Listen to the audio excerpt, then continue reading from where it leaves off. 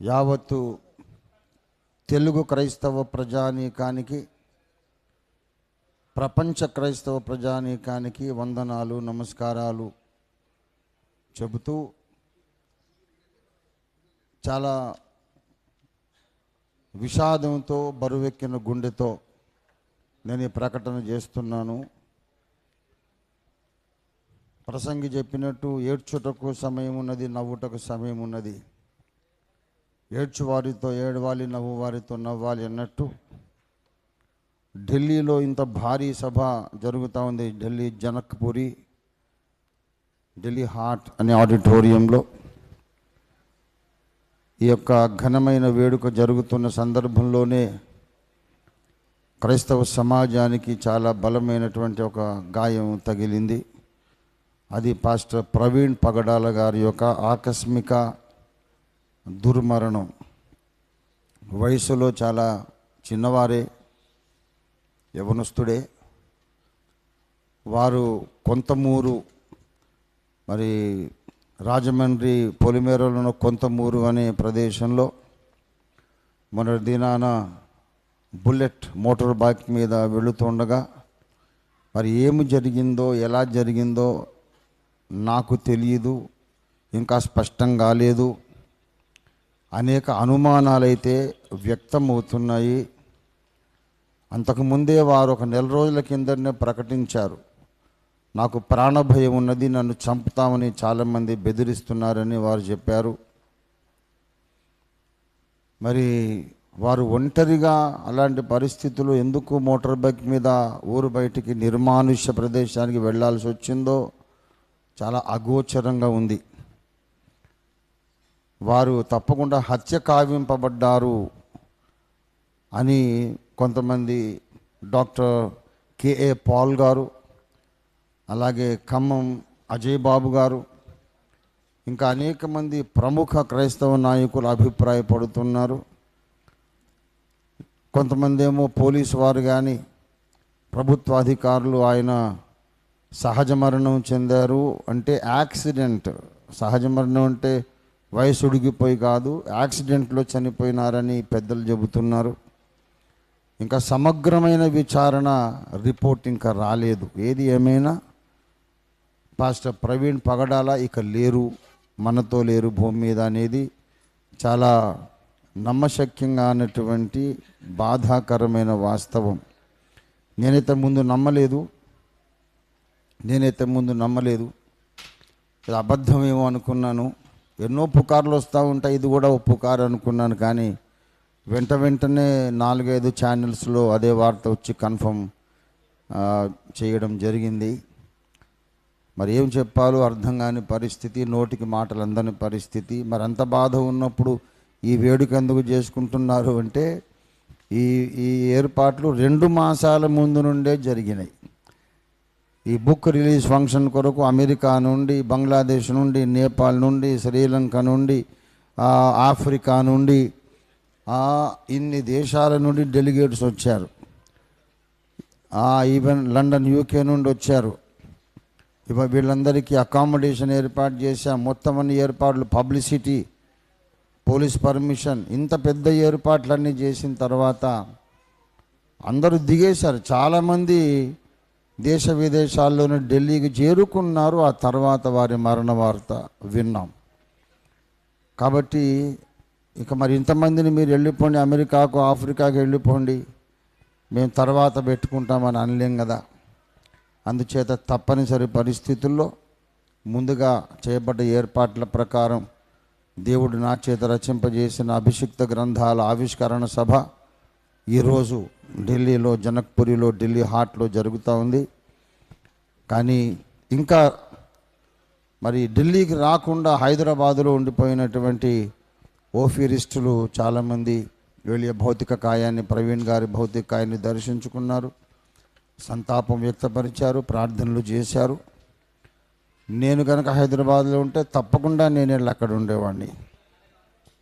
ఇప్పుడు ఇంత భారీ ఏర్పాట్లు వదిలేసి వెళ్ళడం నా ప్లేస్లో ఎవరికైనా సాధ్యం కాదు, ఎవరున్నా సరే. అందుచేత మేము ఎక్కడున్నా మా మనసంతా అక్కడే ఉంది. ఒకటే నేను డిమాండ్ చేస్తున్నాను, ప్రవీణ్ గారి మృతి అది యాక్సిడెంటా లేకపోతే ఎవరైనా ఆయన్ని కొట్టి చంపారా, హత్య చేశారా, ఇది క్లారిటీ కావాలి ముందు. ఆ స్పష్టమైనటువంటి సాక్ష్యాధారాలతో తేల్చాల్సినటువంటి బాధ్యత పోలీసు శాఖ వారి మీద, ప్రభుత్వం వారి మీద ఉంది. ఒకసారి వాస్తవాలు బయటకు వచ్చిన తర్వాత చట్ట ప్రకారం హంతకులు ఒకవేళ ఉంటే వాళ్ళ మీద కఠినాతి కఠినమైన చర్యలు తీసుకోవాలి. ఒక దేవుని సేవకుణ్ణి, క్రీస్తు దాసుణ్ణి అలాగా చంపిన వారు ఎవరైతే ఉన్నారో వాళ్ళని బహిరంగంగా ఉరిదీయాలని నేను డిమాండ్ చేస్తున్నాను. క్రైస్తవుల మీదికి జోలికి వెళితే ఊరికేనే పోదు ఆ ఇష్యూ, మాకు అది ప్రాణం మీదకి వస్తుంది, చట్టమే మమ్మల్ని వెంటాడి శిక్షిస్తుందనే భయం మతోన్మాదుల హృదయంలో పుట్టించాలని రాష్ట్రీయ మసీహీ పరిషత్, ఓఫిర్ మినిస్ట్రీస్ ఇంటర్నేషనల్ డిమాండ్ చేస్తుంది, ప్రయత్నిస్తుంది, పోరాడుతుంది. మరి ఏం జరిగిందో ముందు మనకు రిపోర్ట్స్ కావాలి. అక్కడ అనుమానాస్పదంగానైతే ఉన్నాయి చాలా విషయాలు. అక్కడ ఒక చెక్కతో ఆయన తల మీద కొట్టినట్టుంది, ఆ చెక్కకు మాత్రం రక్తం అంటున్నది. తర్వాత ఆయన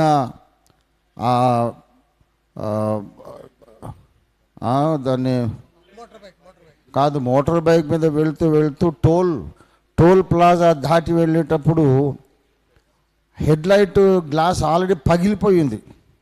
ఆ పగిలిపోయిన హెడ్లైట్ ఉన్నటువంటి బుల్లెట్తో ఆయన నడపలేక కష్టంగా నెట్టుకొని పోతున్నట్టుగా ఆ యొక్క సీసీ కెమెరా పిక్చర్ ఉంది. మరి ఏం జరిగింది? అక్కడికి రాకముందే, ఆ టోల్ ప్లాజాకు రాకముందే అటాక్ జరిగిందా? ఆయన బండి నడపలేక ఎందుకు కష్టంగా ముందుకు వస్తున్నారు? అసలు ఆ అద్దం ఎలా పగిలిపోయింది? ఎక్కడ జరిగింది? ఏం జరిగింది? ఇవన్నీ సమగ్రమైన విచారణ జరిగితే అప్పుడు వాస్తవాలు బయటకు వస్తాయి. ఎవరైనా దుండగులు ఆయన మీద దాడి చేస్తుంటే మాత్రం వారిని నేనే కాదు, కేఏ పాల్ గారు విడిచిపెట్టరు, మన అజయ్ గారు విడిచిపెట్టరు, ఆ రాజమండ్రి ఏరియాలో ఉన్నటువంటి క్రైస్తవ సింహాలు చాలామంది దైవజనులు వచ్చి అక్కడ ప్రొటెస్ట్ చేశారు. ఎవరు విడిచిపెట్టరు. దేవుడు విడిచిపెట్టడు, చట్టం విడిచిపెట్టదు, క్రైస్తవ సమాజం విడిచిపెట్టదు. ఒకవేళ అజయ్ గారిది వారి యొక్క ప్రయత్నాలు, అజయ్ గారి ప్రయత్నాలు, కేఏ పాల్ గారి ప్రయత్నాలు, వీళ్ళందరి ప్రయత్నాలకు ఓఫిర్ మినిస్ట్రీస్ ప్రయత్నం కూడా జోడిస్తామని చెప్పి నేను ప్రకటిస్తూ ఉన్నాను.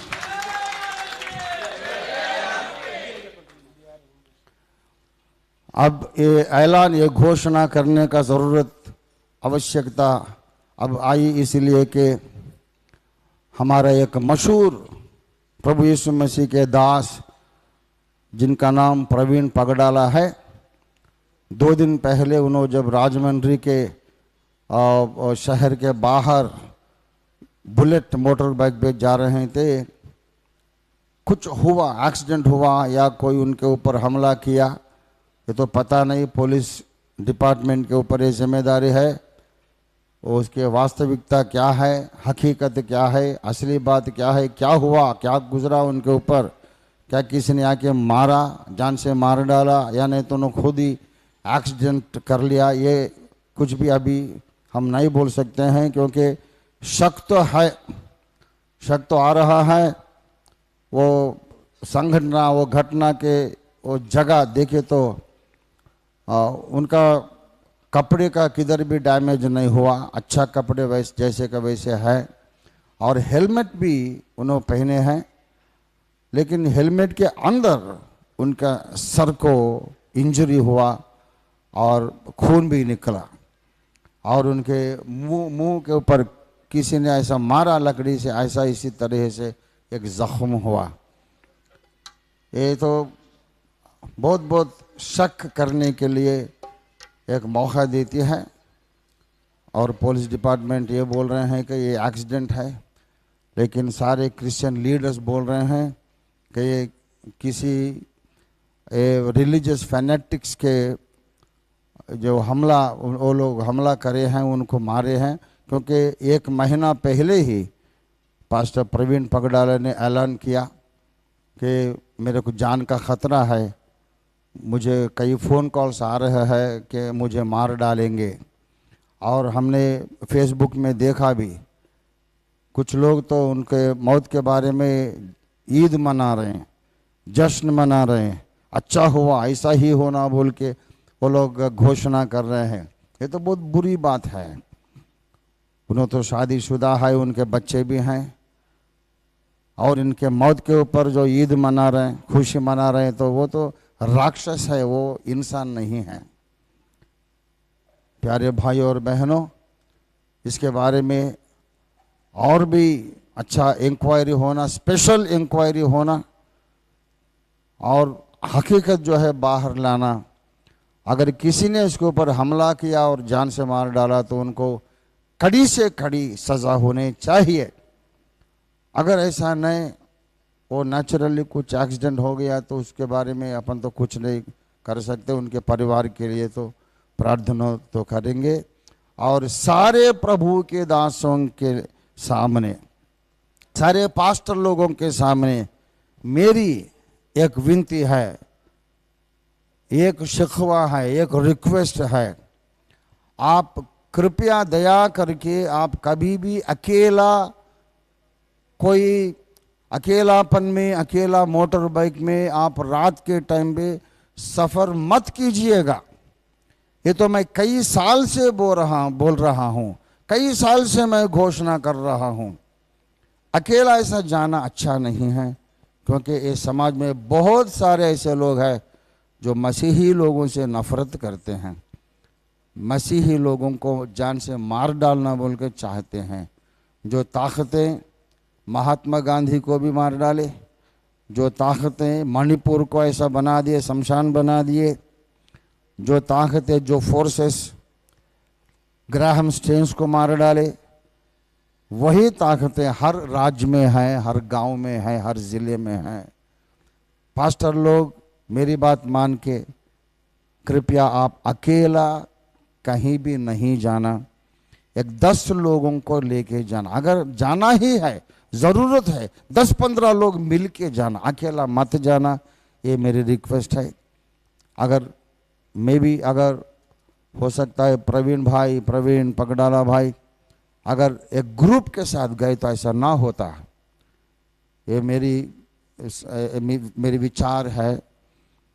प्यारे भाई और बहनों, हम सब लोग प्रवीण पगडाला भाई के परिवार के लिए हम प्रार्थना करेंगे, उनके बीवी और बच्चों के लिए, ताकि प्रभु उनको हिम्मत दे, उनको कंफर्ट करे, कंसोल करे और उनको अच्छी ज़िंदगी दें। और जो काम उन्होंने शुरू किया वो आगे बढ़ाने के लिए उनके परिवार को प्रभु जी ज्ञान और ताकत और धन दौलत भी दें। और ప్రవీణ్ పగడాల గారి కుటుంబ సభ్యుల కొరకు మనం ప్రార్థన చేద్దాం.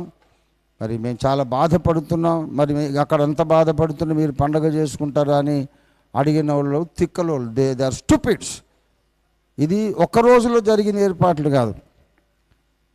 ఎంతో పెద్ద కార్యక్రమం పెట్టుకొని సడన్గా ఓ సహోదరుడు చనిపోయాడంటే, ఇంత పెద్ద కార్యక్రమాన్ని ఇన్ని జిల్లాల నుండి, దేశాల నుంచి వచ్చిన వాళ్ళు క్యాన్సిల్ చేయలేక మేము ముందుకు వెళ్తున్నాం ఈ సభల విషయంలో.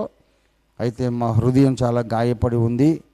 మేము కూడా ఈ ఎంక్వైరీలో, ఈ ఏర్పాట్లలో అజయ్ బాబుతో, అలాగే కేఏ పాల్ గారితో, ఇంకా జాన్ వెస్లీ గారితో, ఇంకా కొన్ని క్రైస్తవ నాయకులందరితో కూడా మేము సహకరించి పోలీస్ శాఖ వారికి మా వైపు నుండి కూడా ఒత్తిడి తీసుకొని వచ్చి, ప్రభుత్వం మీద ఒత్తిడి తీసుకొని వచ్చి, విజయప్రసాద్ రెడ్డి గారితో కూడా అందరితో కలిసి పనిచేసాం. సిద్ధాంత భేదాలు ఏదైనా ఉండొచ్చు. మహాభారతంలో ఒక మాట ఏంటంటే, మాలో మేము కొట్టుకుంటే మేము 5గురము, వాళ్ళు 100 మంది. బయటోడు వచ్చి కొడితే మేము 105గురమై వాళ్ళని కొడతామని. గనక సిద్ధాంత భేదాలు ఎన్నైనా ఉండొచ్చు. ఒక క్రైస్తవ నాయకుడి మీద ఎవడైనా దాడి చేస్తే ముందుండి వాళ్ళ మీద ఎదురు దెబ్బ తీస్తుంది राष्ट्रीय मसीही परिषद और फिर मिनिस्ट्रीज इंटरनेशनल.